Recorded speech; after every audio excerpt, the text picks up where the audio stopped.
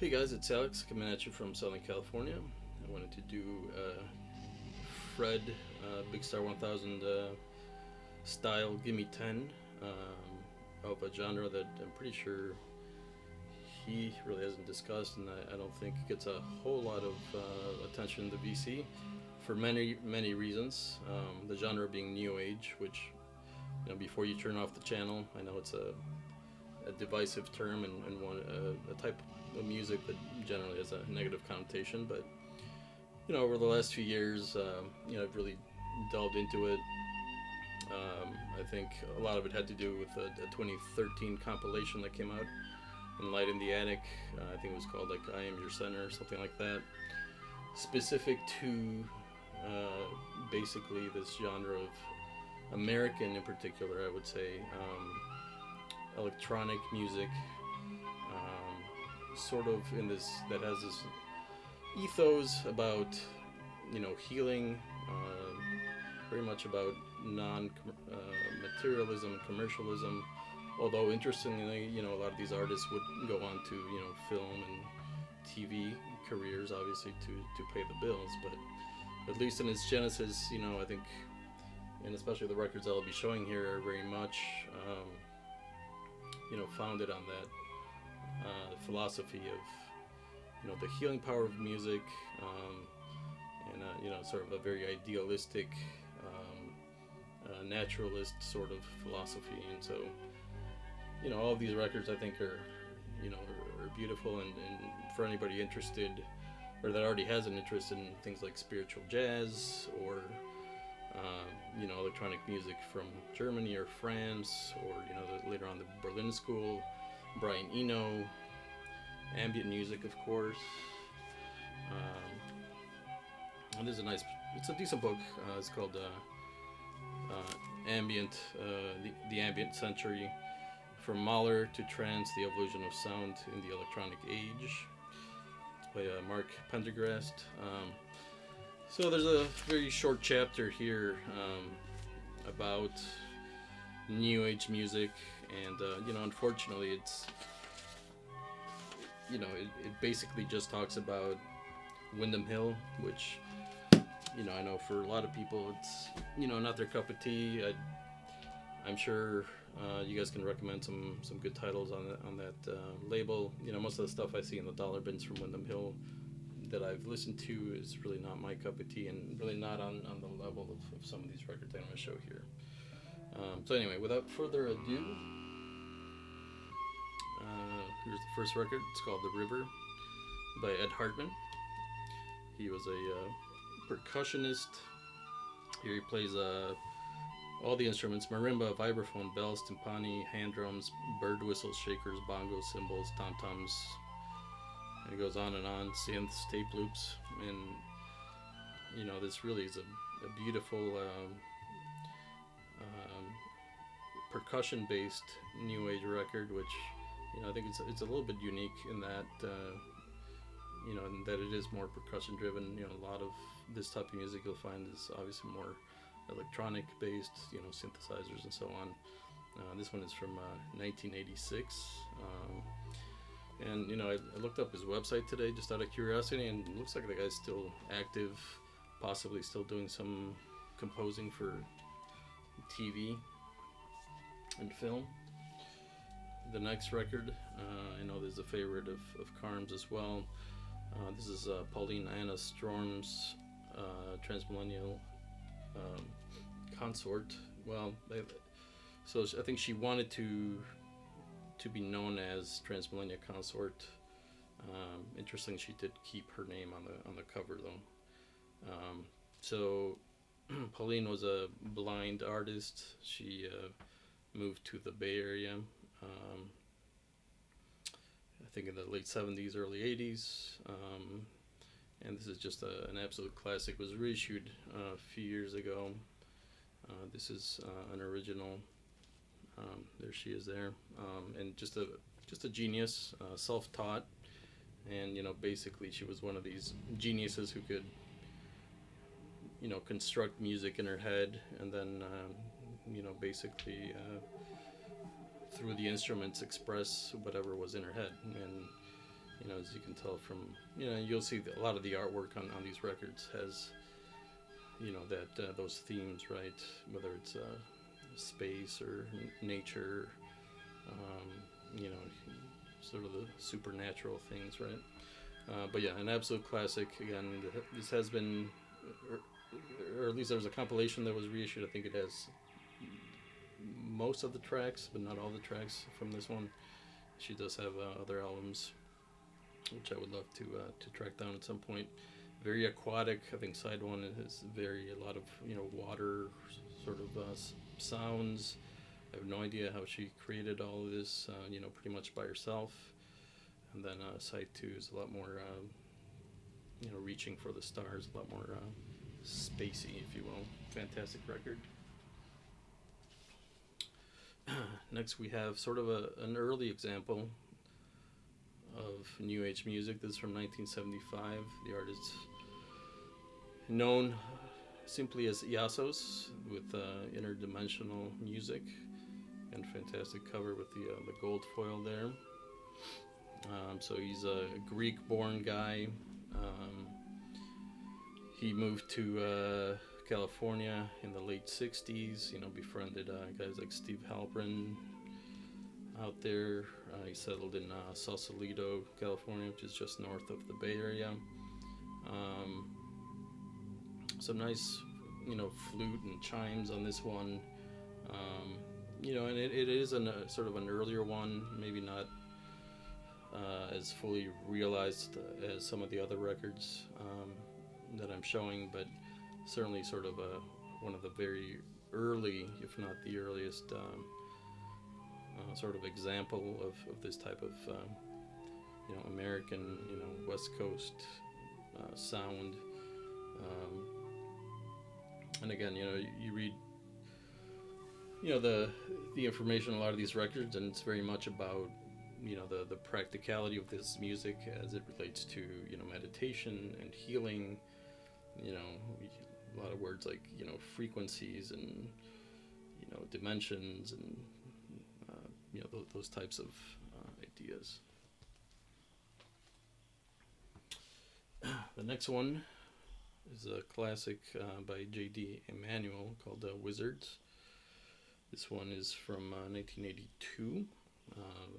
A deeply spiritual record. A very minimal, almost like a slowed down Terry Riley vibe on this one. Amazing, again, very spiritual artwork on the back, and again, this one, this one is not from the Bay Area, so this guy's actually from Houston of all places, and all of his records are outstanding, but this is one of the best. I think James maybe has shown this at some point. Next, probably the most commercial, or I would say, or at least one of the most well-known artists of the genre, Susan Ciani, with 7 Waves. This is on the Finidar label, which I think was founded by one of the Tangerine Dream guys. I can't remember which one. This is from 1982. So Susan, I think, was originally from the East Coast. She moved to the West Coast. She happened to meet Don Buchla when he was developing, of course, the Buchla synthesizer, pretty much at the same time that Bob Moog was developing his own synthesizer, and so she went to Mills College over there, and really became one of the early experts of the Buchla. In fact, I think she ended up teaching Steve Reich or no, Philip Glass. I think she ended up becoming a teacher to Philip Glass on that particular instrument.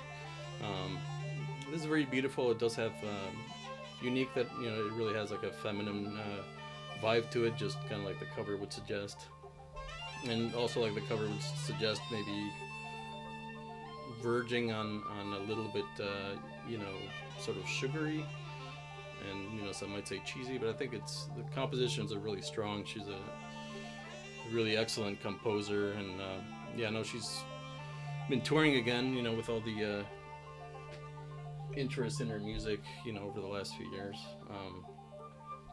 This is an artist that I only became aware of it through this reissue that came out a couple of years ago. Randall McClellan, originally from the Rochester, New York area. This is probably from the mid 80s. This was originally unreleased. Let me turn on the music just a touch. So there's like an unreleased cassette that he had. There was like a volume 2. It's called The Healing Power, The Healing Music of Rana, volume 2. Volume 1 was a cassette only release, and so according to the sticker here, it was actually J.D. Emanuel, who I just talked about, who basically discovered this cassette and put it out. But it's a really outstanding, again, very spiritual, very ambient, excellent synth-based example of the genre. And again, another guy that was steeped into the healing power of music philosophy.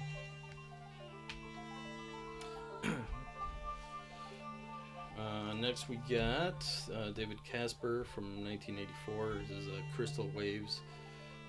This is absolutely one of the finest examples of the genre.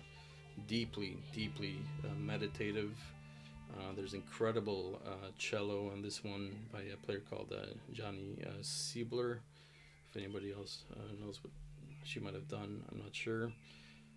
That's on side 1, and then side 2, supposedly it's all created from crystals somehow. It says Crystal Waves is produced entirely with the sound of tuned crystal glasses. Each glass was played individually with meditative attention and recorded, grouped, and re-recorded in a lengthy blending process. So, as you can imagine, I mean, this is an extremely interesting and beautiful record. And just, the way that it was put together alone is amazing, but it really, with the added players, and there's a Chinese instrument being played here called, can't remember the name, but that's that player that's playing that Tao Chushen, and that really adds even more to the sort of the meditative spiritual aspect. Alright, next we have Peter Davison. He was an LA born musician. This is from 1980. I think this was his first record, if I recall correctly. And this is what's playing. This is what's been playing the whole time. So again, and I think he was originally from Idlewild, California, not far from here. It's a beautiful place. It's possible this picture is from that area as well. Recorded in Santa Monica, 1980, on I think it was his own label, Avocado Records. Beautiful stuff. It looks like, I think he did a bunch of TV and film work afterward, but yeah, his first several records are outstanding.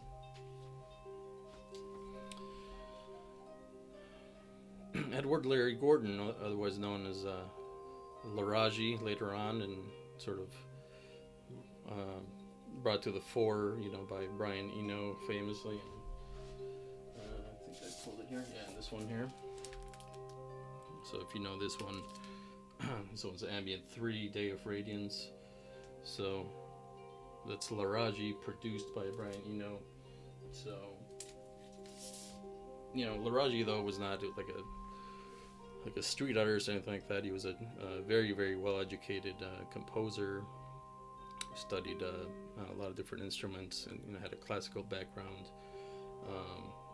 Eno did meet him in the streets of New York later on, and they produced that record together. But this is prior to that, and an absolutely stunning record. So he plays what is it? The German guitar, the zither, and then he created his own electric zither, I guess. And so there's a real very unique sound to this record. I mean, it certainly has like a world music vibe because of the zither and the repetition. But at the same time, it really kind of sounds nothing like any one particular country. I mean, you might think it sounds like gamelan music or something, but it really doesn't.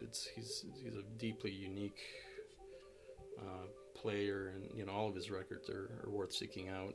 I mean, the easiest one to find definitely is that one, but like this one has been reissued recently and stuff, and I know he's still making music and touring and stuff, which is amazing. And then finally, we got Michael Stearns with a Planetary Unfolding. Just an absolutely gorgeous cover here. Find the year on this one. I've written it down.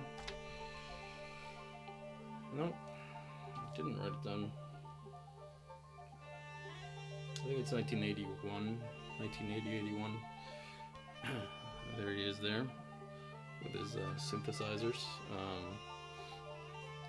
Just maybe one of the most cinematic records that I'm going to show here of the 10. And of course, evocative of space very much, and just a beautiful record. So Michael Stearns, I think he's went on to do a lot of stuff with film and TV, and if you know Baraka P Dub's channel, and that Baraka is the title of a movie. Michael Stearns did the music for that, and so